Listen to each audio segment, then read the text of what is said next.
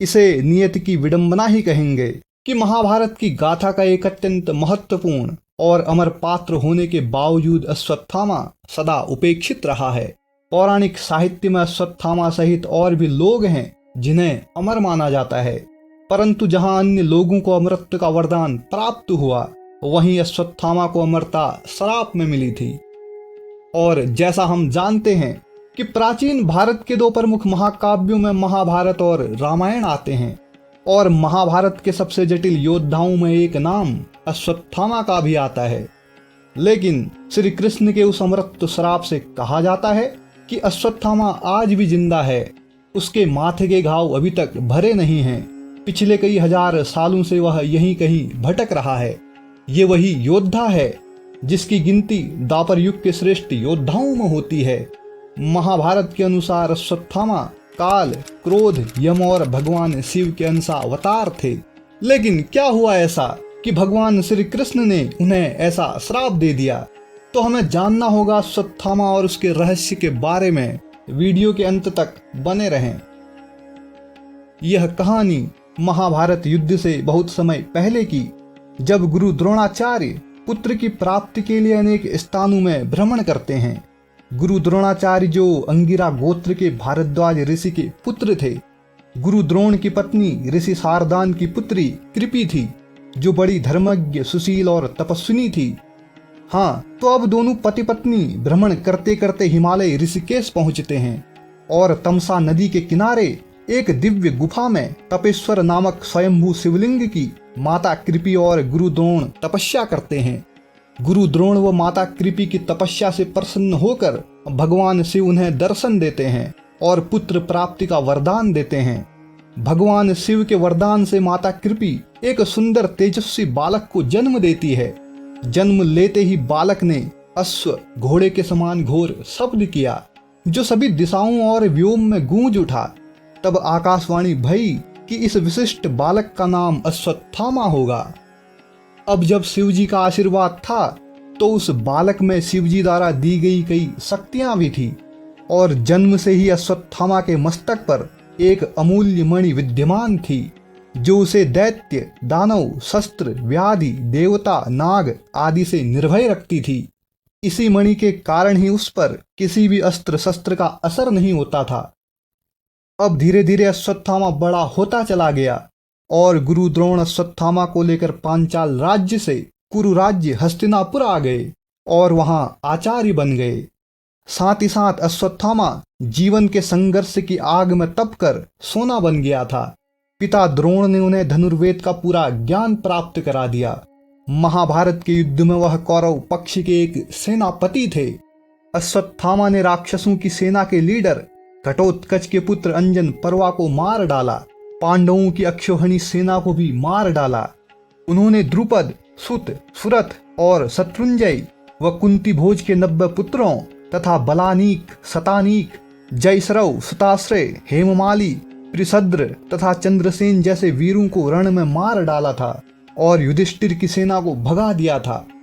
अब अश्वत्थामा द्वारा किए जा रहे इस विध्वंस को देखते हुए पांडव पक्ष में भय और आतंक व्याप्त हो गया।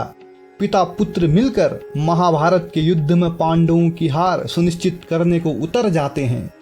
इन सारी चीजों को देखकर भगवान श्री कृष्ण युधिष्ठिर से कूटनीति अपनाने को कहते हैं, जिसमें यह कहा जाता है कि अश्वत्थामा मर गया, लेकिन हकीकत में अवंतीराज के अश्वत्थामा नामक हाथी को भीम के द्वारा मार दिया जाता है। अब लेकिन जब गुरु द्रोण ने युधिष्ठिर से अश्वत्थामा की सत्यता जाननी चाही, तो उन्होंने जवाब दिया कि अश्वत्थामा मारा गया परंतु हाथी, और उसी समय श्री कृष्ण द्वारा शंखनाद कर दिया जाता है, जिसके चलते गुरु द्रोण वो अंतिम शब्द परंतु हाथी को नहीं सुन पाते हैं और समझते हैं मेरा पुत्र मारा गया। यही सुनकर वह शस्त्र त्याग करते हैं और रणभूमि में आंखें बंद कर शोक में डूब जाते हैं। अब यही मौका था जब गुरु द्रोण को निहत्था जानकर द्रौपदी के भाई धृष्टद्युम्न तलवार से उनका सिर अलग कर देते हैं। गुरु द्रोण की मृत्यु से जीत का हिस्सा पांडवों की ओर झुकने लगता है। धीरे धीरे कौरवों की सेना परास्त होने लगती है। वहीं दूसरी ओर अश्वत्थामा पिता की छलपूर्वक हत्या के बाद युद्ध के सभी नियमों को तोड़ देता है। वह मजबूर होकर नारायणास्त्र का प्रयोग करता है, एक ऐसा अस्त्र जिसके चलते एक ही झटके में पांडवों सहित उनकी संपूर्ण सेना नष्ट हो जाती। लेकिन श्री कृष्ण सभी से अपने अपने शस्त्र त्याग करने को कहते हैं और रथ से नीचे उतरकर आत्मसमर्पण करने को कहते हैं, जिस कारण वह बच जाते हैं। अब युद्ध के 18वें दिन तक सिर्फ 3 योद्धा कौरवों के अश्वत्थामा, कृपाचार्य और कृतवर्मा बचते हैं और एक काली रात में पांडवों का वध करने की प्रतिज्ञा करते हैं। लेकिन पांडव तो श्री कृष्ण के साथ कहीं और ही गए होते हैं। तब उस रात्रि में अश्वत्थामा शिविर में प्रवेश करता है जब सभी लोग सो रहे होते हैं और द्रौपदी के 5 पुत्र का वध कर देता है। वह शिविर में आग लगा देता है। अपने पुत्रों की हत्या से द्रौपदी विलाप करने लगती है, जिसे देख अर्जुन श्री कृष्ण को सारथी बनाकर अश्वत्थामा के पीछे जाता है। अब अश्वत्थामा अर्जुन को अपने पीछे आते देख वह कहीं सुरक्षा न पाने के कारण वह कहीं झाड़ियों में छुपकर ब्रह्मास्त्र का प्रयोग करता है। वहीं दूसरी ओर मजबूरी में अर्जुन को भी ब्रह्मास्त्र का प्रयोग करना पड़ता है। यह एक ऐसा अस्त्र था जिसका उपयोग होते ही पूरी सृष्टि का विनाश होना तय था। तभी ऋषि वैश्य अपनी योग शक्ति से कुछ समय के लिए दोनों अस्त्रों को रोकते हैं और दोनों योद्धाओं से अपने अपने अस्त्र वापस लेने को कहते हैं। अब अर्जुन तो अपना अस्त्र वापस ले लेते हैं, लेकिन अश्वत्थामा अपना अस्त्र वापस नहीं ले पाता, क्योंकि गुरु द्रोण ने उसे कभी अस्त्र वापस लेने की शिक्षा नहीं दी थी, जिसके कारण अश्वत्थामा अपना ब्रह्मास्त्र अभिमन्यु की विधवा पत्नी उत्तरा की कोख की ओर छोड़ देता है, जिनकी कोख में पांडवों का वंश पल रहा होता है। तभी श्री कृष्ण अपनी शक्तियों से उत्तरा के गर्भ को बचा लेते हैं और इन सारी चीजों के होने के बाद अश्वत्थामा को बंदी बना लिया जाता है और द्रौपदी के सामने ले जाया जाता है।